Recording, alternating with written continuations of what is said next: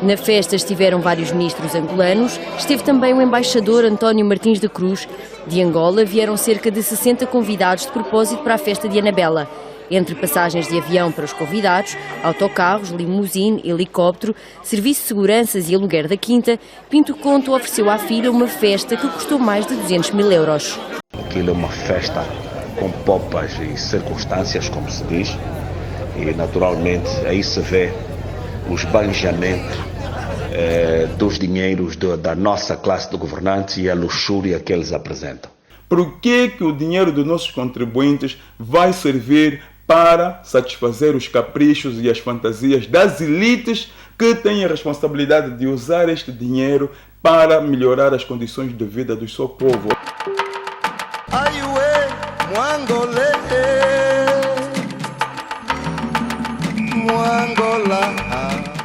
Bem-vindo ao Vunjo Vision Show da Mwangolé TV, como sempre, com myself, Master Ngolan Vunjo. Obrigado por estar aí do outro lado. Obrigado por mais uma vez nos fazer companhia, como é habitual aqui no Vunjo Vision Show. Antes da gente começar, agradecer sempre a Deus Todo-Poderoso e Misericordioso pela sua constante intervenção em nossas vidas.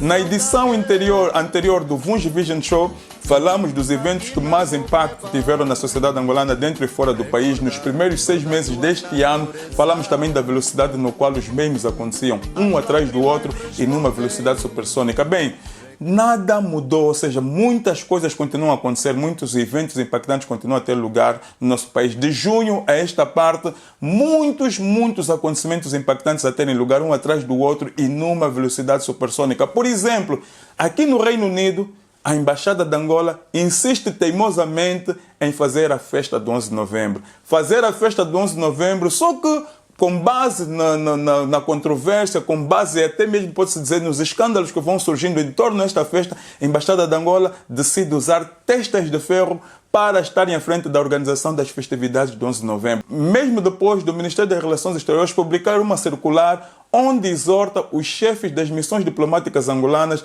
a não realizarem ou organizarem festas do 11 de novembro, festas para a celebração da data da independência, tendo em conta os escassos recursos que as missões diplomáticas angolanas espalhadas pelo mundo têm em sua posse. Ou seja, não tem sentido fazer festas de 11 de novembro olhando para as circunstâncias das embaixadas, ou seja, das missões diplomáticas. Há muito pouco dinheiro.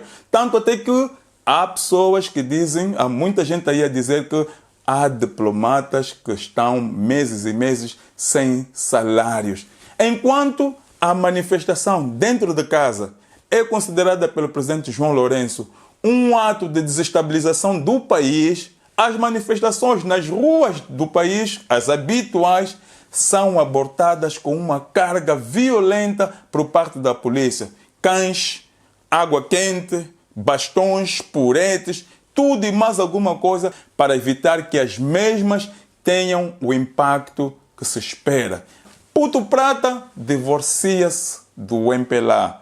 Presidente João Lourenço vai ao Parlamento discursar sobre o Estado da Nação, apresenta dados, muitos deles não condizem com a verdade. Gangsta torna-se o rosto da manifestação dentro de casa, mas, em contrapartida, é abandonado à sua sorte pelos seus pares. Cadê o Doug Murras? Cadê o Miguel Neto? Nós não vamos falar sobre esses assuntos hoje.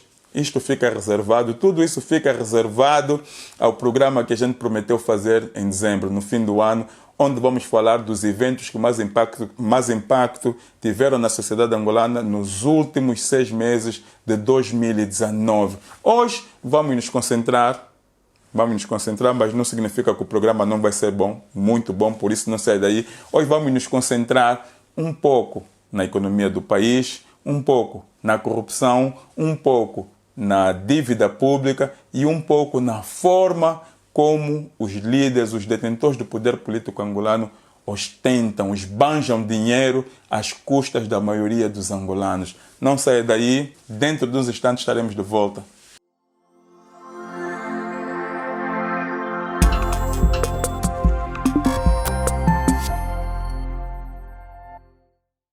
O que você envia para casa? O presente? O passado? A esperança de um futuro melhor. Há quase 10 anos, a E2M envia mudanças e remessas do Reino Unido e Suíça para Angola, Guiné-Bissau e Moçambique. Entre agora em contato com a empresa líder em envios de mudanças e remessas para a África e conheça outros serviços especiais como envio de carros novos e de segunda mão. E2M Internacional. Confiança em primeiro lugar. Dos muitos eventos de destaque que tiveram lugar recentemente em Angola, um deles foi, sem sombra de dúvidas, o Congresso da JMPLA. Um congresso onde o presidente João Lourenço fez questão de discursar para os jovens do seu partido e, mais uma vez, como já nos habituou, falou da importância da luta contra a corrupção. Reconhecemos que os índices de desemprego estão altos e precisamos de trabalhar para dar emprego ao povo angolano no geral e à juventude em particular.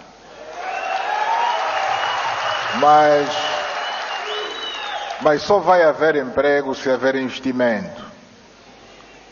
Se haver investimento privado, nacional, estrangeiro, que sejam abertas mais fábricas. Mas isso também só vai acontecer se nós combatermos a corrupção.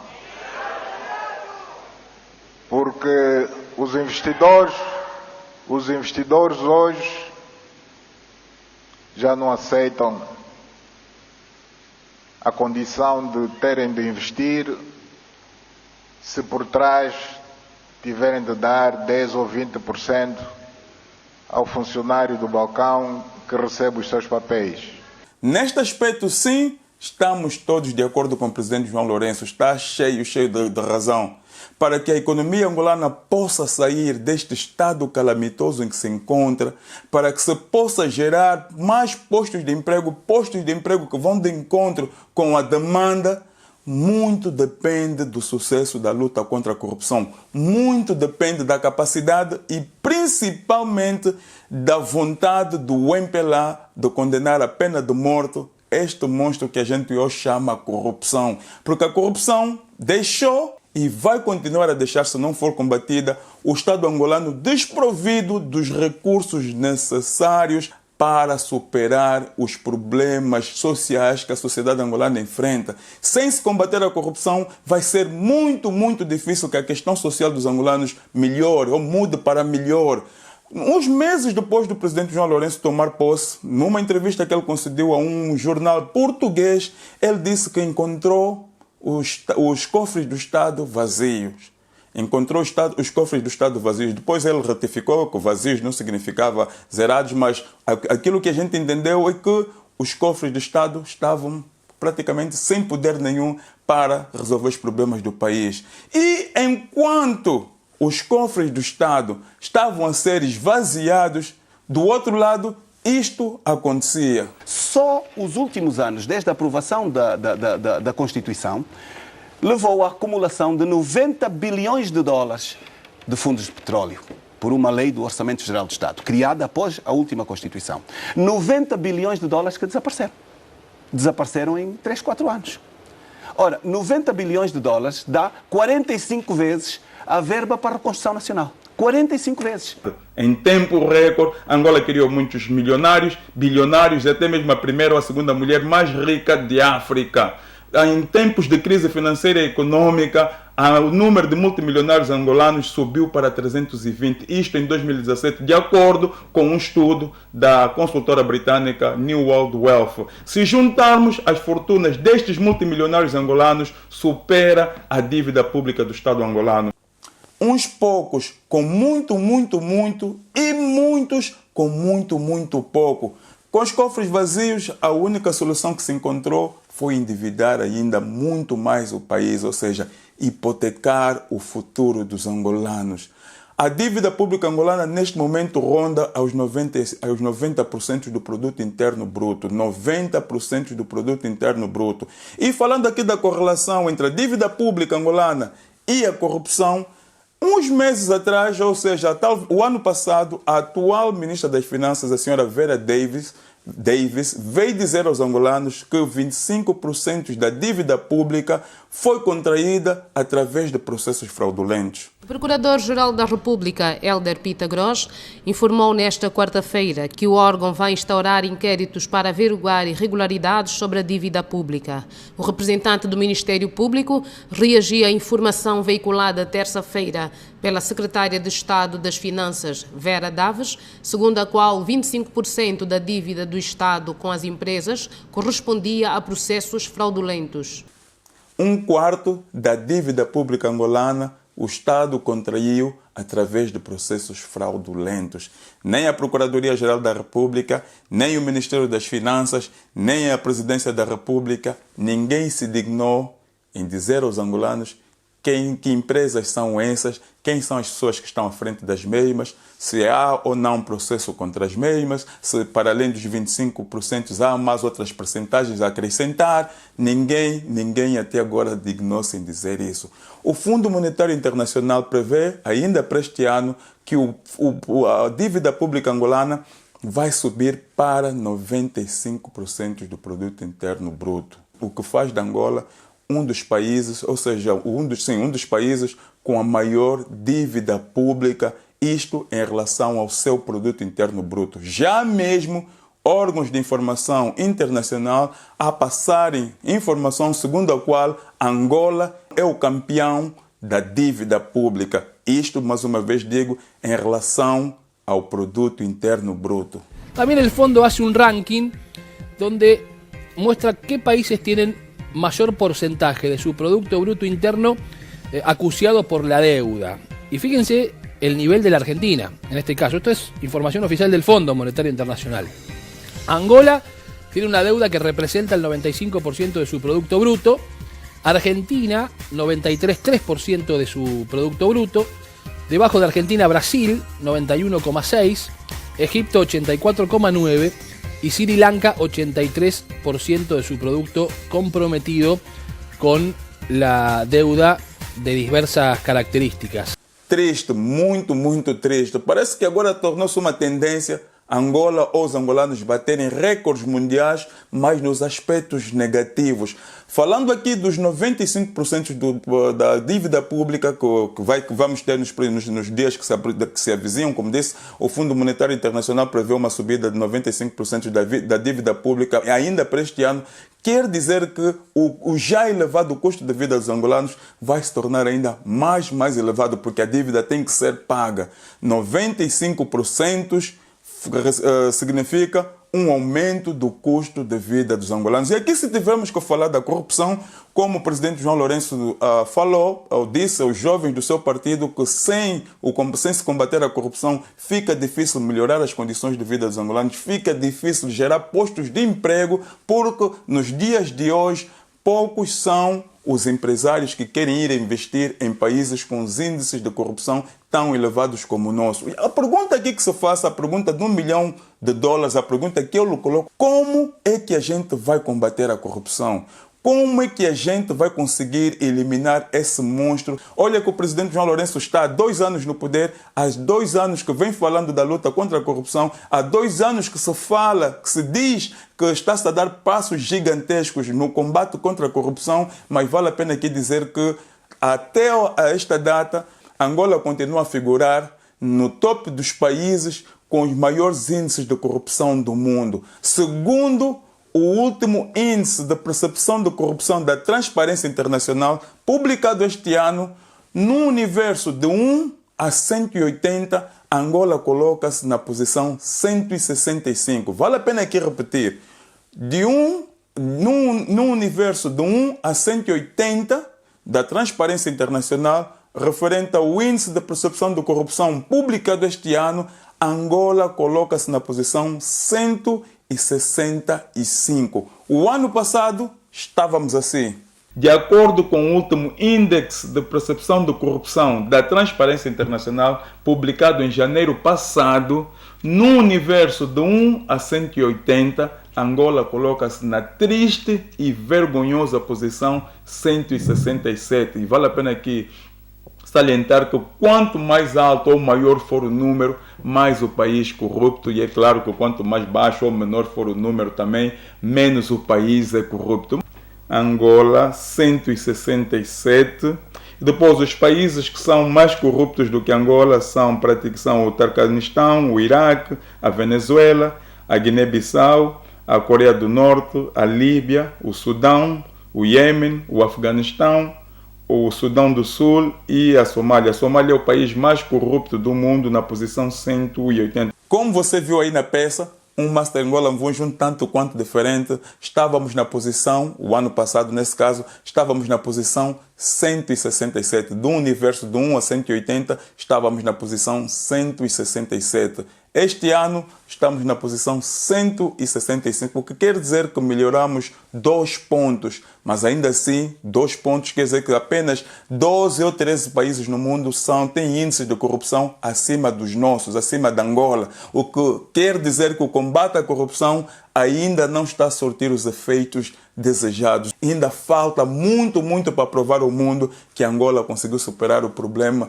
da corrupção. E com isso, é a economia angolana em estado moribundo. Isto para não dizer marimbondo. O que leva Angola desesperadamente a ir em busca de investimento estrangeiro, linhas de crédito, ajuda financeira da comunidade internacional. Mas o sucesso e o insucesso de tudo isso depende muito do comportamento da elite política angolana. Depende muito da forma de estar, da forma de ser dos detentores do poder político angolano. E aí vem a pergunta que eu lhe coloco. Estes detentores do poder político em Angola, estas pessoas que gerem os fundos públicos, que gerem aquilo que é de todos nós, são dignos da confiança dos investidores estrangeiros? São dignos da confiança dos países e das instituições que geralmente passam linhas de crédito? São dignos da confiança dos doadores internacionais? São dignos da confiança dos angolanos? Bem, o ano passado, na segunda edição do Vunja Vision Show, eu fiz um programa sobre a corrupção, sobre as causas e os efeitos dela na sociedade angolana, e também falei um pouco de como é que as instituições que geralmente a gente vai bater as portas para nos ajudarem financeiramente, como é que estas instituições olham para nós.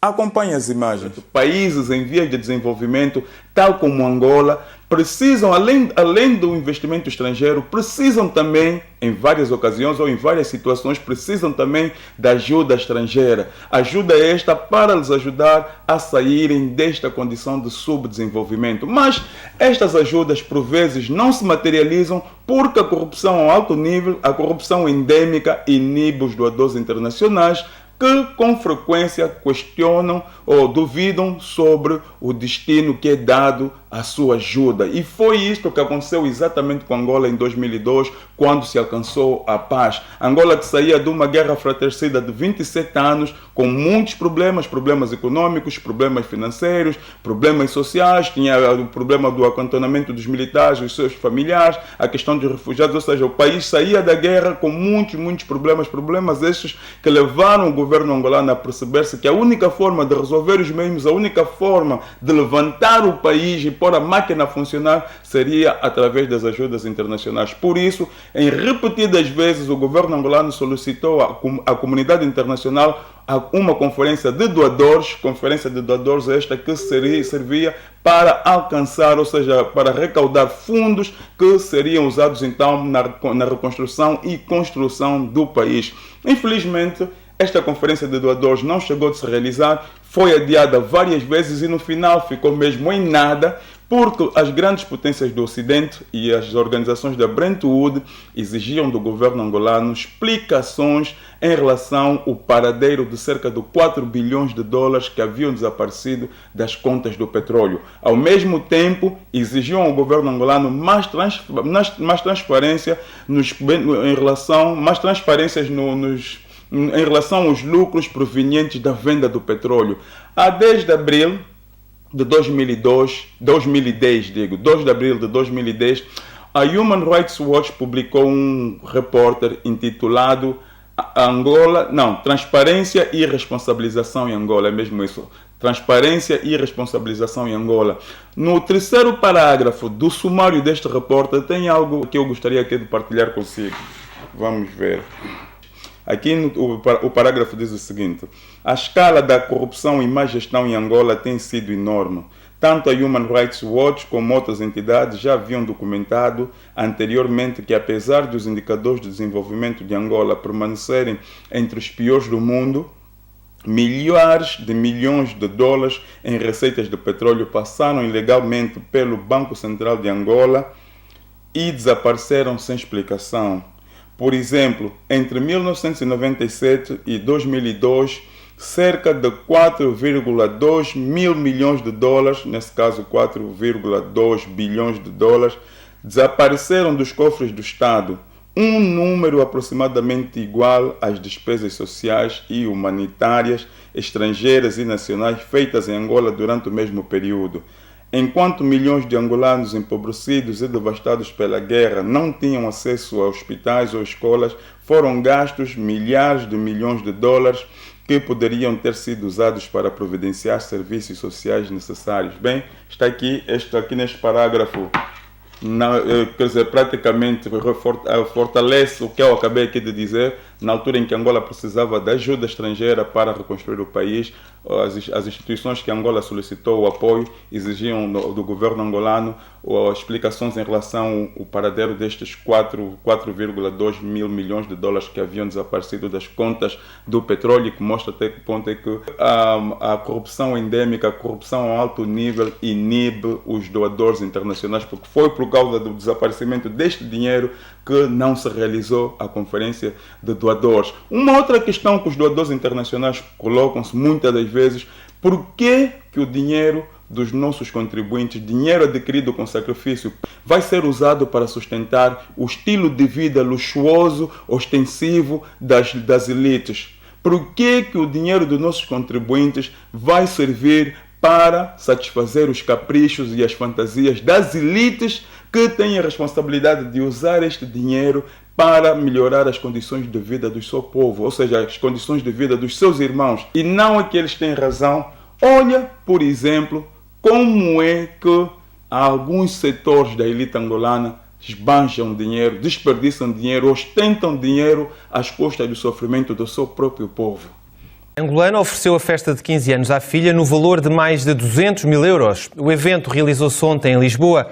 A jovem teve direito a limusine e até a um helicóptero. Anabela saiu de casa com a família numa limusine branca para ser apresentada à sociedade.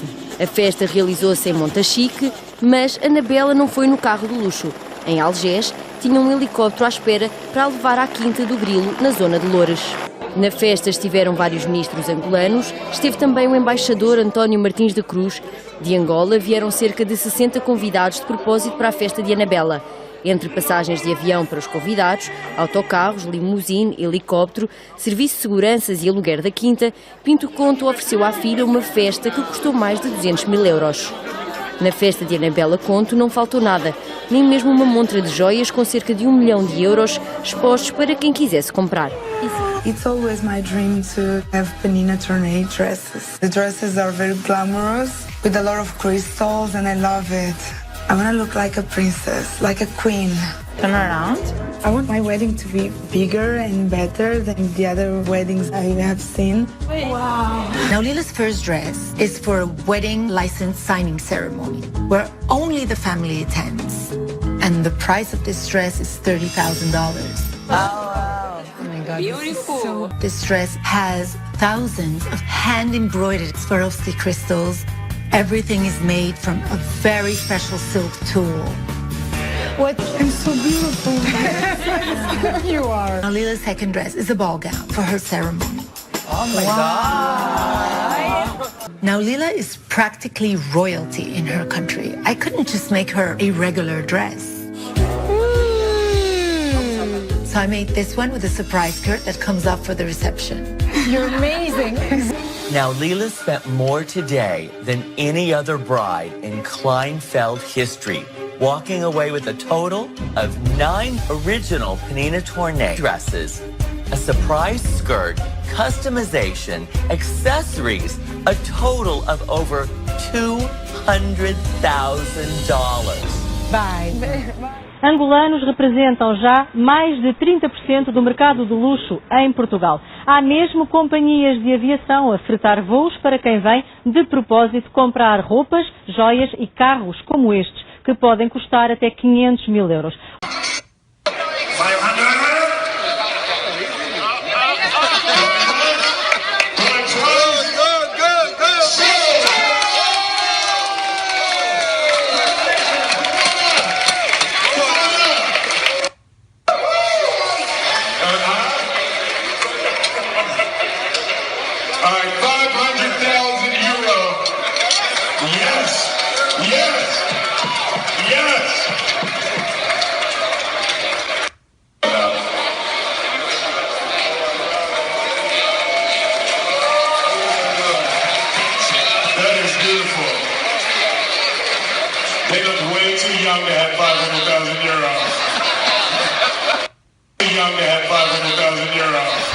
Cenas que nos envergonham como povo, vestido de 200 mil dólares, festas de 200 mil euros, relógios de 500 mil dólares.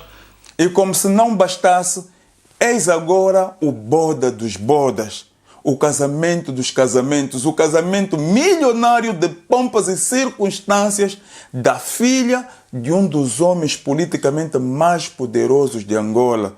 O casamento da filha do presidente da Assembleia Nacional, o senhor Fernando Dias da Piedade dos Santos, Nandó. O casamento da filha do presidente da Assembleia Nacional, Fernando da Piedade Dias dos Santos, Nandó, a sua filha Lisandra, que aconteceu na Marginal de Luanda.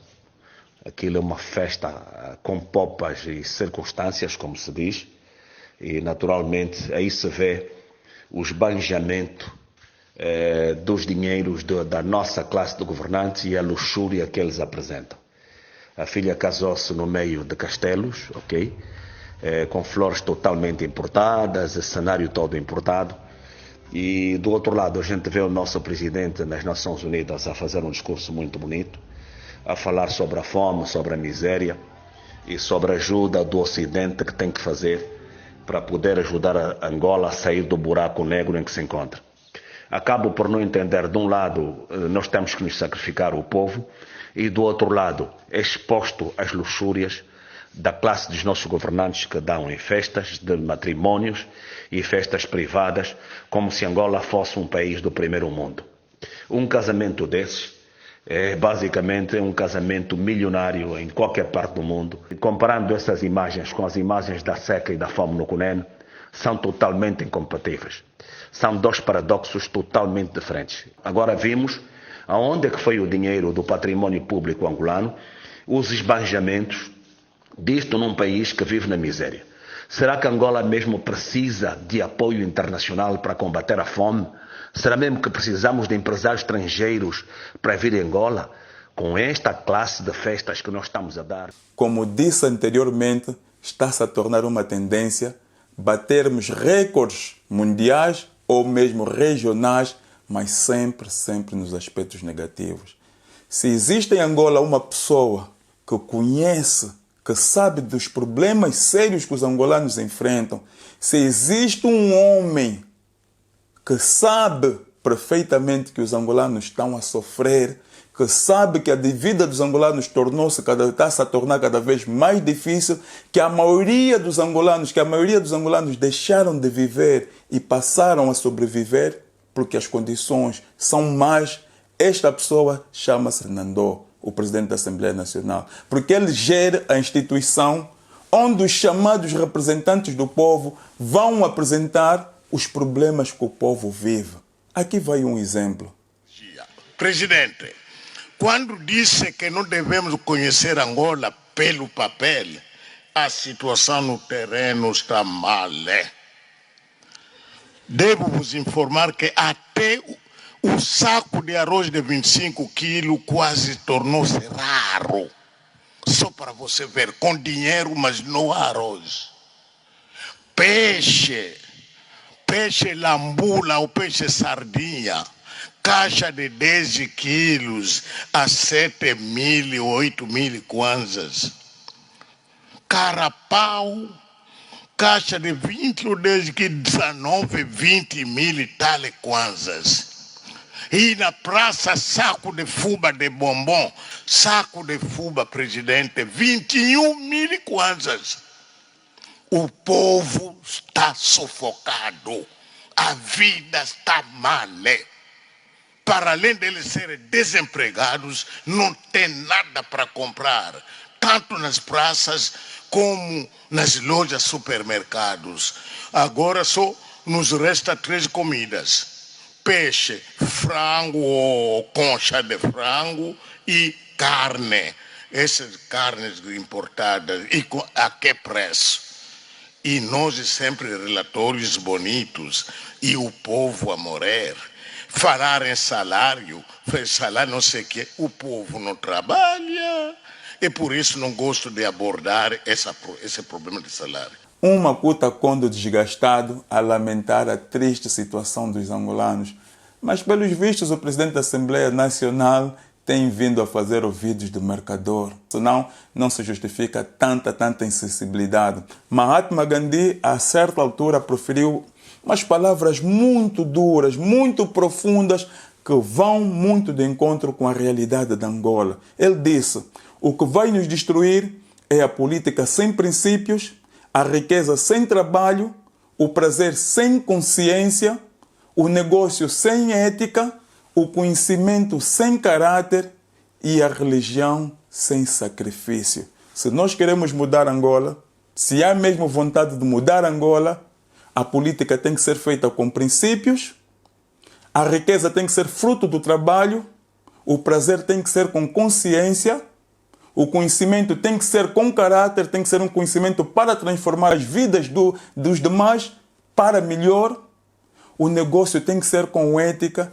e a religião tem que ser com sacrifícios. Obrigado por estarem do outro lado, obrigado mesmo do fundo do coração. Por favor, não se esqueça de inscrever-se no nosso canal e assim você, sempre que a gente tiver um programa novo, você será notificado. Você vai ser o primeiro a saber quando que na página YouTube da Mongolê TV, tem um programa novo. Obrigado. Se estiver a acompanhar o programa pelo Facebook, por favor, ponha aí um like e partilhe o programa com os teus contatos. Obrigado e até a próxima. Bye bye. Mongolê.